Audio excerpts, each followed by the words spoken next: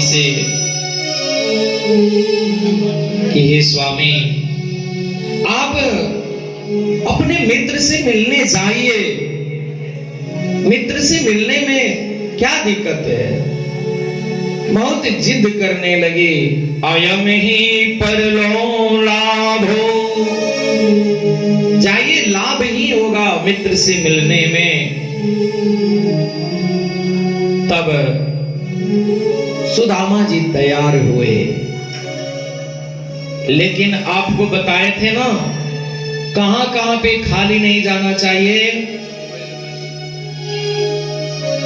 कभी बेटी के घर खाली नहीं जाना चाहिए अपने, क्योंकि बिटिया को आस रहता है कि हमारे घर से जो कुछ कोई आएगा तो कुछ ना कुछ लेकर के आएगा,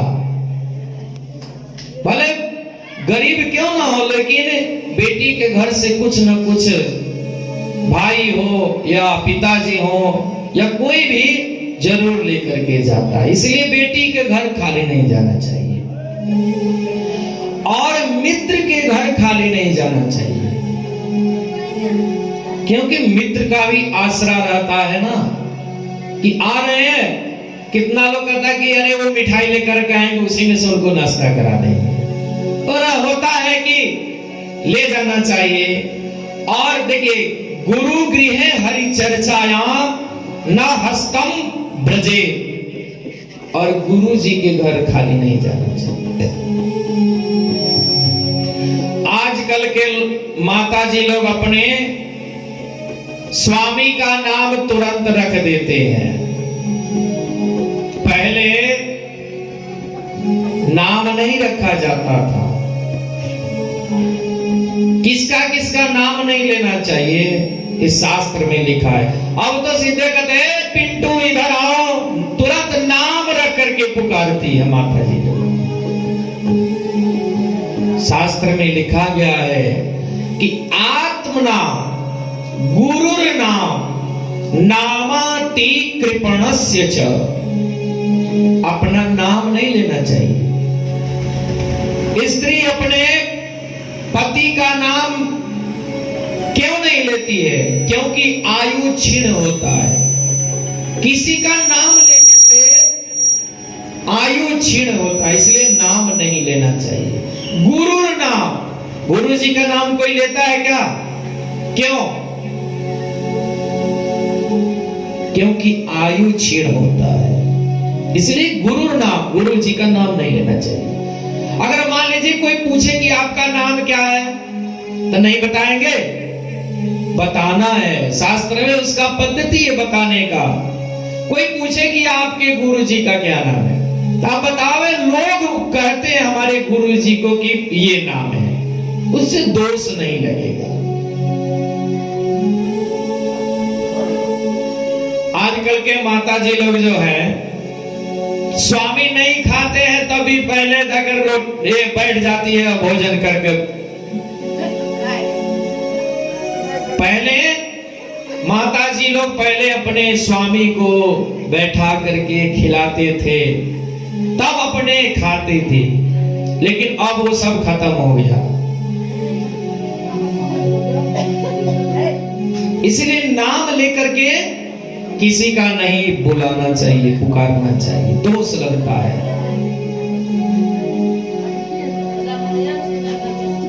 तो कुछ ऐसा स्थान है जहां पे खाली नहीं जाना चाहिए। सुदामा जी ने कहा कि मित्र के घर जाना है,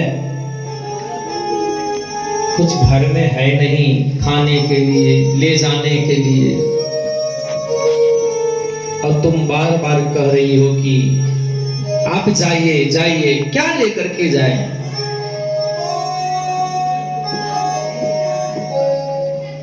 तो सुशीला जी ने कहा कि स्वामी जाइए, कहीं एक दो घर से कुछ मांग कर लेकर आइए।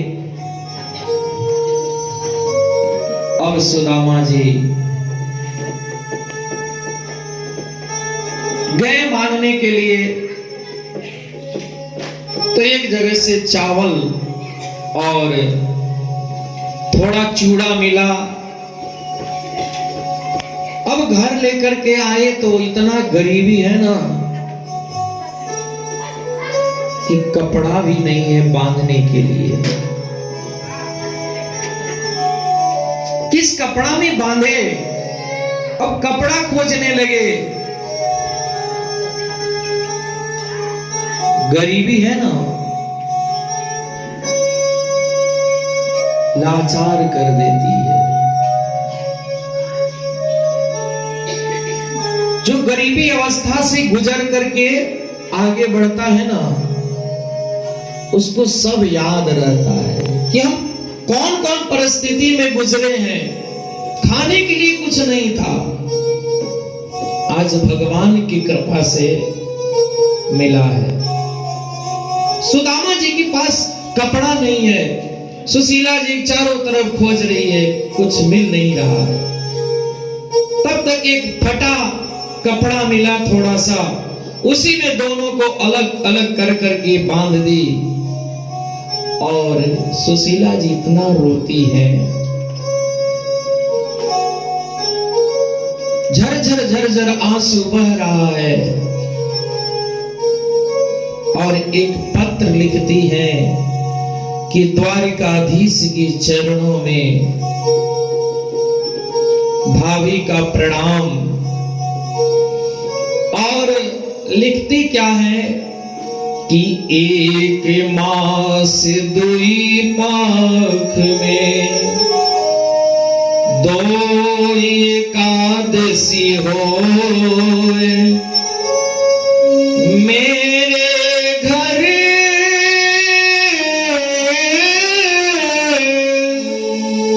हे श्याम जो नित्य एकादशी हो।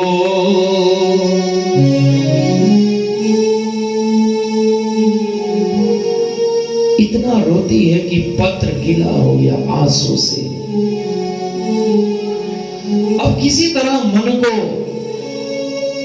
भस्मी करती है, और वो जानती है कि हम अपने स्वामी को अगर लिख करके दे देंगे ना तो नहीं ले जाएंगे पत्र। उसी चावल के पोटली में सुदामा जी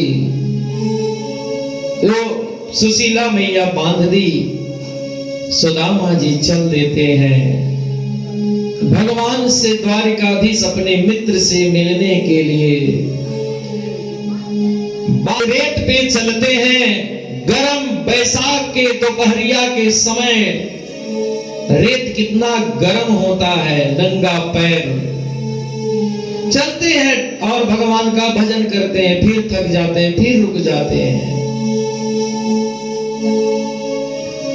तब तक थक गए, आराम कर रहे थे, भगवान की कृपा से नदी के पास पहुंच गए। और देखिए, नदी पार करते समय भी खाली पार नहीं करना चाहिए, नाविक को कुछ न कुछ देना चाहिए। अब ये जब पहुंचे सुदामा जी ना,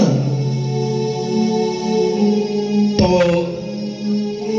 नाविक देखा, कहा कि कहां जाना है, तो सुदामा जी ने कहा कि मुझे उस पार कर दीजिए। नाविक ने कहा ठीक है, आइए बैठिए। तो पूछा नाविक ने कि आप कहां जा रहे हैं? तो द्वारिकाधीश से मिलने जा रहे हैं। उसने पूछा कि ये बताइए कि कौन है द्वारिकाधीश आपके? सुदामा जी ने कहा कि हमारे मित्र हैं। तो वो पूरा नीचे ऊपर देखने लगा कि फटा फटा पुराना वस्त्र, और ये बता रहे हैं अपने को कि हम द्वारिकाधीश के मित्र हैं। विश्वास नहीं हो रहा है। उस पार करा दिए। अब ये जब आदमी के पास पैसा नहीं रहता है ना, तो चारों तरफ जेब टोता है कि कहीं कुछ मिलेगा तो दे देंगे। सुदामा जी तो जानते हैं कि हमारे पास कुछ है नहीं, हम अपने मित्र के लिए ले जा रहे हैं इतना चूड़ा और चावल। सुदामा जी ने कहा कि क्या करें? अब ये सोच रहे हैं कि चूड़ा का पोटली दे देते हैं भगवान इनको, नाविक को, क्योंकि मेरे पास तो दूसरा कोई विकल्प नहीं है। सुदामा जी आप कुछ न दीजिए, आप जाइए मिलने के लिए। लेकिन सुदामा जी ने कहा कि ऐसे कैसे चले जाएं?